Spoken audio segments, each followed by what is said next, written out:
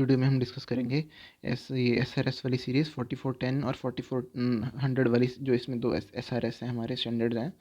तो शुरू करते हैं फटाफट, पूरा ऐसे मॉड्यूल से फटाफट पढ़ेंगे हम, क्विक रिवीजन रखेंगे, वो टाइम कम है।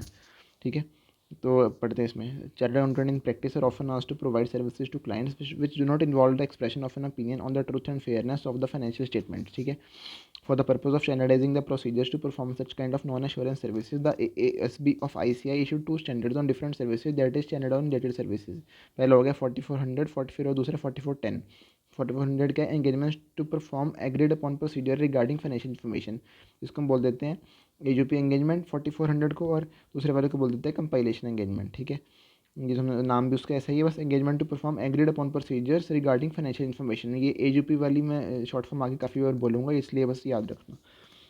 तो ये पहले बता रहे हैं इंश्योरेंस एंगेजमेंट क्या होती है, बिकॉज आपको पता होगा कि ऑडिट में नहीं, मतलब हाँ, SQC1 के जो कवर करते हैं एंगेजमेंट्स, उसके अंदर एक तो ऑडिट आता है, एक आता है हमारा एक तरह से रिव्यू आता है, तीसरा आता है हमारा एक तरह से रिव्यू के बाद SRS आता है, और फिर चौथा हमारा ऐसे वाली सीरीज़ आती है ना, जो 3400 वाली सीरीज़, वो है उसमें, उसका नाम मुझे एक्चुअली याद नहीं आ रहा, बस जो 4 तरह के होते हैं।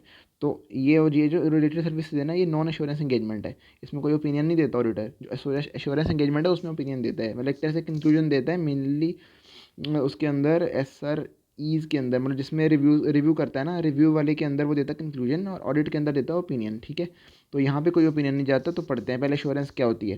Assurance engagement means an engagement in which practitioner expresses a conclusion designed to enhance the degree of confidence of intended users other than the responsible parties about the outcome of the evaluation or measurement of subject matter against criteria। यहाँ पे criteria बड़ी important है और responsible party important है, किसमें? Assurance वाले में, जो रिव्यू वाला एक तरह से। ठीक है, तो यहाँ पे तो हम सीधा पढ़ते हैं, it means practitioner gives an opinion about specific information due to which users of financial information are able to make confident decision knowing well that chance of information being incorrect is diminish. Audit और review की बात हो रही है, क्योंकि वो assurance engagement है। ठीक है, यहाँ पे SRS की बात नहीं, SRS की बात अब कर रही है। ठीक है, not all engagement performed by practitioners are assurance engagements, other frequently performed engagement do not meet the definition of an assurance engagements. ये SRS की बात हो रही है, डेफिनेशन मीट नहीं करती है एश्योरेंस वाली, बिकॉज इसमें कोई ओपिनियन या कंक्लूजन नहीं जाता। इसके बेस में कोई दूसरा बंदा एक तरह से ये नहीं कर सकता, डिसीजन नहीं ड्रॉ कर सकता, क्योंकि इसमें ओपिनियन दे ही नहीं रहा ऑडिटर। ठीक है, एग्जाम्पल है इसकी, प्रिपरेशन ऑफ टैक्स रिटर्न, जैसे हम किसी क्लाइंट की टैक्स रिटर्न बनाते हैं, उस पर कोई ओपिनियन तो है नहीं, ऐसा तो है नहीं कि उसके ऊपर भाई तुम गलती का चांस होने का बिल्कुल कम हो जाएगा, मतलब एक तरह से रिस्पॉन्सिबिलिटी नहीं लेता ऑडिटर, उसमें ओपिनियन दे ही नहीं रहा बस। Way no conclusion conveying assurance is express, यही बात लिखी है इन्होंने। सेकंड एग्जांपल है कंसल्टिंग और advisory engagement such as management and tax consulting. ठीक है, फिर engagement covered by standards of, for ये इसी वाले की बात कर रहा है, such as AUP engagement and compilation of financial और नॉन और अदर इन्फॉर्मेशन। ठीक है, ये बता रहे हैं, ये वाली रिलेटेड सर्विसेज हैं जो एग्जांपल दिए हैं। फिर बता रहे AUP क्या होते हैं, agreed upon procedures in an engagement to perform AUP the auditor is engaged by the client to issue a report of actual findings, को RFF फ्लेवर ऑफ लिख सकते हैं, report of actual findings based on specific procedures performed on specific subject matter। पहला क्या है, report on factual findings, फिर है specific procedures के बेसिस पे, फिर है and performed on specific subject matter. जैसे हम उसमें बोलते थे ना कि फाइनेंशियल स्टेटमेंट्स के ऊपर, ये यहाँ पे फाइनेंशियल स्टेटमेंट को बोला गया specific subject matter type of, मतलब एक तरह से कंपैरिजन टाइप में बता रहा हूँ, मतलब इसमें स्पेसिफिकली वो चीज़ तो नहीं है फाइनेंशियल स्टेटमेंट के ऊपर पूरा देते हैं, क्योंकि इस पर तो किसी पे भी दे सकते हैं, जैसे टैक्स रिटर्न बनाई उसने कंसल्टेंसी दी है, सब्जेक्ट मैटर वो है जिसके ऊपर दे रहा है वो ऑडिटर, जब मतलब एक तरह से जिसके ऊपर रिपोर्ट बना रहा है वो सब्जेक्ट मैटर है, और लगा के आ रहा है उसके ऊपर स्पेसिफाइड प्रोसीजर। वहाँ होते थे ऑडिट प्रोसीजर्स, यहाँ पे हैं स्पेसिफाइड प्रोसीजर्स। ठीक है, वहाँ होता था एक फाइनेंशियल स्टेटमेंट, यहाँ पे है स्पेसिफिक सब्जेक्ट मैटर, वहाँ होते थे ऑडिट रिपोर्ट, यहाँ रिपोर्ट ऑफ एक्चुअल फाइंडिंग। ठीक है, तीनों सिमिलर ही हैं ऑडिट से। ठीक है, for example engagement to perform AUP may require the auditor to perform certain procedures concerning individual items of financial data, say accounts payable, accounts receivable, purchases from related parties, and sales and profits of a segment of an entity or a financial statement, say balance sheet or even a complete set of financial statement। ठीक है, मेरा किसी पे भी दे सकता है, auditor procedure लगाना है, बस उसको प्रोसीजर लगा के उसको रिपोर्ट ऑफ एक्चुअल फाइंडिंग देनी है, कि क्या प्रोसीजर लगा के सब्जेक्ट मैटर के ऊपर, ये सारे सब्जेक्ट मैटर एग्जांपल दिए हैं उसने। ठीक है, however a person performing related services need not necessarily be the auditor of the entities financial statements. मेरा एक तरह से कहना क्या चाह रहे हैं, जो SRS है ना, ये ऑडिटर तो कर ही सकता है और नॉन ऑडिटर भी कर सकता है, नेसेसरीली नहीं है वो चीज़। ठीक है, फिर SR 4400 यहाँ से शुरू होती है उसकी officially. SR 4400 provides guidance on the auditor's professional responsibilities when an engagement to perform agreed upon procedures regarding the financial information is undertaken and on the form and content of the report that the auditor issues in connection with such an engagement. ठीक है, objective क्या है इसके अंदर auditor का? The objective of an AUP engagement is for the auditor to carry out procedure, जो हमने पढ़ लिया, specific procedures of an audit nature to which the auditor and entity and any appropriate third parties have agreed and to report on factual finding. ठीक है, procedure वो लगाएगा audit nature के जिस पर ऑडिटर, एंटिटी और एनी अप्रोप्रिएट थर्ड पार्टी ने agree कर लिया है, प्लस रिपोर्ट देगा। ठीक है, उसके बाद क्या है, as the auditor simply provides the report of actual findings of AUP, no assurance is provided. ये तो हमने पढ़ ही लिया, ऊपर एश्योरेंस तो है ही नहीं भाई, क्योंकि नॉन एश्योरेंस एंगेजमेंट है ना। एश्योरेंस वाली क्या क्या है, एश्योरेंस वाली ऑडिट है, दूसरी रिव्यू है। ये SRS उसमें कवर नहीं होते, SRS कवर नहीं होते उसमें, और SAE कवर नहीं होते। SAE और SRS डिफरेंट दोनों। ठीक है, Instead, users assess for themselves the procedures and findings reported by the auditor and draw their own conclusions. ये इंपॉर्टेंट है यहाँ पे ना, कीवर्ड्स इंपॉर्टेंट है ये वाले। पहले के नो एश्योरेंस है यहाँ पे दे रहा, ठीक है, plus users draw their own conclusions, because जो उसने रिपोर्ट दी है मतलब उसको यूजर्स खुद असेस करते हैं, assess for themselves the procedures and findings reported by auditor and draw their own conclusions. ठीक है, उसके बाद the report is usually restricted to those parties that have agree to the procedures to be perform since others unaware of the reasons for the procedures may misinterpret the results. कह रहे restriction देनी है, इस restriction को para डालना होता है इसके अंदर, स्पेशली जब रिपोर्ट देते हैं ना इसकी, तो आगे आएगा रिपोर्ट ऑफ एक्चुअल फंडिंग में क्या क्या आता है उसमें देखेंगे। फिर उन्होंने बस समझ, हाँ इसमें उन्होंने सिर्फ ऊपर जो हमने पढ़ा वही लिखा है। उसके बाद पढ़ते हैं ऑडिट वर्सेस AUP, क्या फ़र्क है, key difference between audit and AUP relates to assurance. ये तो हमने पढ़ा ही था ऊपर। An audit expresses an opinion and provides assurance to users, however in an AUP engagement only a report of actual findings of agreed upon procedures is provided, report of actual findings based on specific procedures, ठीक है, on specific subject matter. देखो ना, सब कुछ याद होता है, वो साथ साथ में बोलना पड़ता है, साथ साथ बोल के सब याद होगा। No assurance is given to use, instead users draw their own conclusions based on factual findings stated in the report. क्या काम कर सकते हो, इस पैरा को काट दो, इसको ना पढ़ो, यहाँ से ऑब्जेक्टिव को ना पढ़ो, सीधे डिफरेंस पढ़ो, आगे बढ़ो। सेम लाइन लिखी है उन्होंने, ठीक है, बेटर है ये, शॉर्ट भी है। For example an AUP engagement to evaluate validity of accounts payable में state the following, comparison of, मतलब एक तरह से कह रहे हैं अकाउंट्स पेबल के लिए एंगेजमेंट में है तो उसमें क्या कर रिपोर्टिंग जाएगी, क्या करेगा auditor. Comparison of names of major suppliers and the amounts outstanding as on date to the related names and amounts in the trial balance. ठीक है, obtaining supplier statement और confirmation from suppliers to confirm balances outstanding on date, मतलब एक तरह से written representation वाला काम हो गया। कंपैरिजन ऑफ such statements और confirmation to the amounts in trial balance, comparison करनी है ट्रायल बैलेंस के साथ, कंफर्मेशन लेनी है आउटस्टैंडिंग डेट के, मतलब डेट पे आउटस्टैंडिंग पता करने के लिए, मेजर नेम सप्लायर को कंपैरिजन करना है outstanding as on date to related names and amounts in trial balance. ठीक है जी, ये हो गया AUP का काम कर सकते हैं अकाउंट्स पेबल के लिए। AUP में क्या होगा, ठीक है, further actual findings like variation in balances reflected in trial balance and statements और confirmations are given. Actual findings are reported as such without providing an assurance. Actual findings are reported without providing an assurance. Actual findings are reported without providing an assurance. Actual findings are reported without providing an assurance. Auditor भी यही काम करता होगा, findings बताता है but वो insurance देता है, ये इंश्योरेंस नहीं दे रहा है यहाँ पे। ठीक है, इंपॉर्टेंट है यहाँ पे ये चीज़। जनरल प्रिंसिपल क्या है इसमें, वही एथिकल वाले जो होते हैं ना, SQC1 वाले हमने पढ़े थे। Auditor should comply with code of ethic issued by ICAI। Ethical principle governing the auditor's professional responsibilities for this type of engagement include integrity, objectivity, professional competence, due care, confidentiality, professional conduct, technical. इसको ऐसे याद करता हूँ मैं, IOC CPT, ठीक है, easily याद हो जाए, कोई दिक्कत नहीं है। उसके बाद independence is not a requirement, independence यहाँ पे रिक्वायरमेंट नहीं है, यहाँ पे लिखा है ऑडिटर की independence is not a requirement as such but terms of engagement कह सकती हैं कि इंडिपेंडेंस होनी चाहिए। एंड जहाँ पे ऑडिटर इंडिपेंडेंट नहीं है तो रिपोर्ट ऑफ एक्चुअल फाइंडिंग्स में इस बारे में एक स्टेटमेंट होनी चाहिए। यही लिखी लाइन यहाँ पे, इसको फटाफट हमने पढ़ लिया शॉर्ट में। या आप भी ऐसे शॉर्ट में पढ़ो, अपने शॉर्ट नोट्स बनाओ, इसका फ़ायदा होता है एंड टाइम में बहुत ज़्यादा। चाहे मुझे अभी तक पता नहीं मैंने, क्योंकि अभी कोई पेपर लिखा नहीं, बट हाँ होता है फ़ायदा, अभी पढ़ के फ़ायदा हुआ ना, हमें पैरा नहीं पढ़ना पड़ा पूरा। वही लिखा है, इंडिपेंडेंस की रिक्वायरमेंट नहीं है, बस टर्म्स ऑफ एंगेजमेंट कह सकती हैं। एंड अगर ऑडिटर जहाँ पे इंडिपेंडेंस के एक तरह से नहीं है तो रॉफ मतलब रिपोर्ट में लिखते वो बात। ठीक है, where the independence auditor not independent statement to that effect should be made in the report of actual findings. ठीक है, डिफाइनिंग टर्म्स ऑफ एंगेजमेंट, जैसे वो है ना aggregate terms of audit engagement, वही वाली चीज़ें यहाँ पे।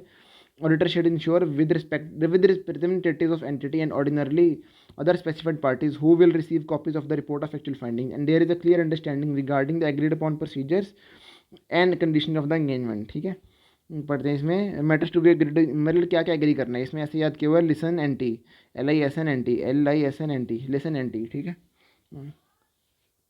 हाँ ऐसे याद कर रहे थे, लिसन एन टी, ये एल से होगा limitation on distribution of report of actual findings when such limitation would be in conflict with the legal requirements if any, auditor would not accept the engagement, ठीक है। Auditor को limitation बता देनी है, पहले एक तरह से कोई मतलब एक तरह से अगर मैनेजमेंट लगाती है एंड अगर लिमिटेशन कंफ्लिक्टिंग है लीगल रिक्वायरमेंट के साथ, ऑडिटर एक्सेप्ट ही नहीं करेगा एंगेजमेंट, ठीक है। इसको मैंने अलग लैंग्वेज में भी लिखा है। ROFF की डिस्ट्रीब्यूशन पे लिमिटेशन है क्या, अगर ये लिमिटेशन LR के साथ कंफ्लिक्ट में है, ऑडिटर एक्सेप्ट नहीं करेगा AUP एंगेजमेंट, ठीक है। फिर लिसन एंटिटी, लिसन एंटी तो हो गया हमारा and the nature timing and extent of specific procedures to be applied, ये तो हमें पता ही है, शुरू से बचपन से पढ़ते आ रहे हैं। आई से हो गया identification of financial information to which the AUP will be applied, ये हमने पढ़ा था ना, स्पेसिफाइड सब्जेक्ट मैटर, वही चीज़ है, आइडेंटिफिकेशन ऑफ फाइनेंशियल इन्फॉर्मेशन। फिर लिसन के बाद LISN, एस से होगा स्टेटेड पर्पस क्या एंगेजमेंट का, क्यों करवा रही है मैनेजमेंट, ठीक है। फिर N से होगा nature of engagement including the fact that procedures perform will not constitute audit और रिव्यू, ऑडिट रिव्यू इसलिए लिखा है बिकॉज ये दोनों अश्योरेंस वाली है, और SRE जो हम कर रहे हैं, सॉरी SRS जो हम कर रहे हैं, SRS ये नॉन अश्योरेंस एंगेजमेंट है, ठीक है। That accordingly no assurance will be provided, ठीक है, क्या नेचर है, प्लस ये वाले प्रोसीजर परफॉर्म ये ऑडिटर रिव्यू नहीं है, therefore no assurance will be provided, ठीक है। क्यों कर रहे हैं कि किस FI के ऊपर कर रहे हैं, सब्जेक्ट मैटर होगा ये, NT क्या है, फिर वो है डिस्ट्रीब्यूशन पे लिमिटेशन है, अगर लॉ रेगुलेशन से कन्फ्लिक्ट में ऑडिटर एक्सेप्ट नहीं करेगा, ठीक है। फिर it is in the interest of both the client and the auditor that the auditor sends an engagement letter, auditor sends an engagement letter, auditor sends an engagement letter documenting the key terms of appointment, ठीक है। An engagement letter confirming the auditor's acceptance of the appointment and helps avoid misunderstanding regarding such matters as the objective, scope of the engagement and extent of the auditor's responsibilities and the form of report to be issued, ठीक है। Matters that would be included in the engagement letter include listing, मतलब ये हमने पढ़ लिया कि क्या agree करना है उससे, ठीक है। फिर बता रहे हैं कि क्या क्या इंक्लूड होना चाहिए एंगेजमेंट लेटर के अंदर, listing of the procedures to be performed as agreed upon between the parties, statement that distribution of the report of actual findings would be restricted to specified parties who have agreed to the procedures to be performed, ठीक है। सी practical वाला report है इस पर ऐसे, ठीक है, ये बाद में दिखाता हूँ मैं, इसको देखते हैं बाद में पूरा खत्म करने के बाद। Planning, the auditor should plan the work so that an effective engagement will be perform, ठीक है। Procedure and evidence, the auditor should carry out procedures agreed upon and use the evidence obtained as the basis for the report of actual findings, ठीक है। The procedures applied in engagement to perform AUP में include, क्या क्या procedure हो सकते हैं, inquiry and analysis, recomputation, comparison and other clerical accuracy checks, observation, inspection, obtaining confirmation, ये हमने सब ऊपर देख ही लिया था, वो एग्जाम्पल ने समझ आ गया था हमें, यहाँ कंपैरिजन तो हो रहा था, उसमें बार बार ऑब्जर्वेशन भी हो रही थी, इंस्पेक्शन भी हो रही थी, कंफर्मेशन भी ले रहे थे, इंक्वायरी एंड एनालिसिस तो चलो ठीक है अलग से डालना बस, ठीक है। रिपोर्टिंग में अब आ गया क्या क्या होगा, रिपोर्ट में जाएगा, ठीक है। Report on AUP engagement needs to describe the purpose and agreed upon procedures of the engagement in sufficient detail to enable the reader to understand the nature and extent of work perform, the report should also clearly mention that no auditor review has been performed, ये हम देखते हैं क्या क्या आएगा, title address हर जगह आएगा, और साथ में लास्ट में 3 point SPD, date place signature, SPD signature place date, ठीक है, SPD आएगा, ठीक है। टाइटल एड्रेस को छोड़ दो, ये 5 पॉइंट तो नीचे वाले 3 और ये ऊपर वाले 2 तो बस ऐसे ही याद रहते हैं हमेशा। दूसरे अब शुरू करते हैं, आइडेंटिफिकेशन ऑफ स्पेसिफिक फाइनेंशियल और non financial information to which the AUP have been performed have been applied, ठीक है। Statement that procedures performed were those agreed upon with the recipient, ठीक है। स्टेटमेंट ही देनी है पहले दो, statement that engagement was performed in accordance with the standard on related services applicable to AUP engagements, ठीक है। Identification of the purpose for which the AUP were performed, listing of the specific procedures performed, फिर description of auditor's factual findings including sufficient details of errors and exceptions, इसको ना ऐसे पढ़ने के अलावा ऐसे याद कर लेते सीधे डायरेक्टली ना, तो फ़ायदा नहीं है ऐसे। पहला हो गया प्रोसीजर्स वो परफॉर्म किए हैं जो एग्री किए थे रेसिपेंट के साथ, ये कौन से पॉइंट की बात कर रहा है, इस वाले पॉइंट की बात कर रहा है। Statement that procedures perform were those agreed upon with the recipient, ठीक है। दूसरा पॉइंट क्या है, एंगेजमेंट परफॉर्म की गई थी SRS के अकॉर्डिंग जो AUP पे लगती है, engagement was performed in accordance with SRS जो AUP पे लगती है, ठीक है। ये भी हो गया हमारा। पहला क्या था, प्रोसीजर वो परफॉर्म किया जो एग्री किए थे SR, फिर है एंगेजमेंट वो परफॉर्म की गई है SRS के अकॉर्डिंग की थी, SRS के अकॉर्डिंग जो AUP पे लगते हैं, ठीक है। फिर आइडेंटिफिकेशन नहीं ऐसे बढ़ते, प्रोसीजर परफॉर्म ऑडिट रिव्यू नहीं है, therefore no assurance is expressed, ठीक है। इसका नीचे वाला है शायद, यहाँ नीचे से उठाया गया point, If no assurance is expressed, हाँ, statement that procedure performed do not constitute either audit or review and as such no assurance is expressed, ठीक है। फिर ऑडिटर अगर एडिशनल प्रोसीजर लगाता है या ऑडिट रिव्यू करता है तो ऑडिटर को और मैटर पता चल जाता है रिपोर्ट के लिए, ये वाला पॉइंट है, ये याद आ गया मुझे। Statement that had the auditor perform additional procedures and audit और ये कह रहे हैं कि अगर ऑडिट एडिशनल प्रोसीजर लगाता या ऑडिट करता या रिव्यू करता तो उसको अदर मैटर्स पता चल जाते जो उसको रिपोर्ट कर सकता था, ठीक है। फिर जो ये रिपोर्ट है सिर्फ उनके लिए रिस्ट्रिक्टेड है जिन्होंने प्रोसीजर्स को एग्री किया है, ये हमने पढ़ लिया था। जो ये रिपोर्ट है सिर्फ उन एलिमेंट्स अकाउंट्स आइटम्स को रिलेट करती है जो स्पेसिफाइड थे and it does not extend to the entities financial statement as a whole, does not extend to the, हाँ ये वाला statement that report relates only to elements accounts items और financial statements और items of और financial and non financial information specified and, ये वो बराबर क्या बात कर रहा है, ये स्पेसिफाइड सब्जेक्ट मैटर की बात कर रहा है जो हमने ऊपर पढ़ लिया था ना, उसको बस उसने लिख दिया elements accounts items financial non financial information, उसने बस बाइफरकेट कर दिया। ऐसे याद रखो बस, स्पेसिफाइड सब्जेक्ट मैटर उसको अपने दिमाग से लिख दो, अकाउंट्स ट्रांजैक्शन बैलेंस जैसे लिख दो बस, ठीक है। ठीक है। पर्पज़ क्या है एजीपी परफॉर्म करने का, उसको आइडेंटिफाई करो। पर्पज़ क्या है एजीपी परफॉर्म करने का, उसको आइडेंटिफाई करो। पर्पज़ क्या है, हाँ ये ना, purpose for which the agreed upon procedure were perform, ठीक है।